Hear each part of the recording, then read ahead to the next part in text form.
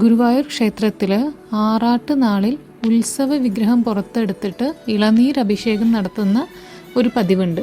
തമ്പുരാൻ പടിക്കൽ എന്ന കുടുംബമാണ് ഈ സുപ്രധാനമായിട്ടുള്ള ചടങ്ങിന് വേണ്ടിയിട്ടുള്ള ഇളനീര് ഇപ്പോഴും കൊണ്ടുവരുന്നത്. അതിന് പിന്നിലുള്ള ഐതിഹ്യം എന്താണെന്ന് നോക്കാം. ഒരിക്കൽ ഒരു ആറാട്ട് നാളിൽ കീശാന്തി തമ്പുരാൻ പടിക്കൽ കിട്ടായിയുടെ അടുത്ത് ചെന്നിട്ട് അദ്ദേഹത്തിൻ്റെ ദാഹം ശമിപ്പിക്കാൻ കുറച്ച് ഇളനീര് ചോദിച്ചു. എന്നാൽ കിട്ടായി ആവട്ടെ ആ ഇളനീരെടുക്കാൻ കുറച്ച് വൈകിപ്പോയി. അപ്പോഴേക്കും കീശാന്തി തിടുക്കത്തിൽ അവിടെ നിന്ന് പോയിരുന്നു. കുറച്ച് കഴിഞ്ഞപ്പോഴാണ് കിട്ടായി കണ്ടത് ആ തെങ്ങിൽ നിന്ന് എല്ലാ തേങ്ങകളും ഒന്നിനു പുറകെ ഒന്നായിട്ട് വീഴാൻ തുടങ്ങി. ഇത് കണ്ട് ഞെട്ടി അദ്ദേഹം കയ്യിൽ കിട്ടിയ കുറേ ഇളനീരുമായിട്ട് വേഗം അമ്പലത്തേക്ക് ഓടി. അദ്ദേഹം അവിടെ ക്ഷേത്രത്തിലെ ട്രസ്റ്റിയോ ഊരാളന്മാരിലോ ഒരാളെയോ കണ്ടിട്ട് നടന്ന സംഭവം മുഴുവൻ വിവരിച്ചു.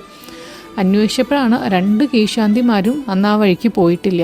അപ്പോൾ കീശാന്തിയായിട്ട് വന്ന് ഇളനീര് ചോദിച്ച് വേറെ ആരുമല്ല, സാക്ഷാൽ ഗുരുവായൂരപ്പൻ തന്നെയായിരുന്നു. ഇളനീര് കൊണ്ടുള്ള അഭിഷേകത്തിൻ്റെ രസമാണ് അവിടുന്ന് ആഗ്രഹിച്ചതെന്ന് അങ്ങനെ വ്യക്തമായി. അങ്ങനെ ആറാട്ട് നാളിൽ ഇളനീർ അഭിഷേകം എന്ന ചടങ്ങ് ആരംഭിച്ചു. ആ തറവാട്ടിൽ തന്നെ പിന്മുറക്കാരാണ് ഇന്നും ഇളനീര് കൊണ്ടുവരാനുള്ള പദവി ലഭിച്ചിരിക്കുന്നത്.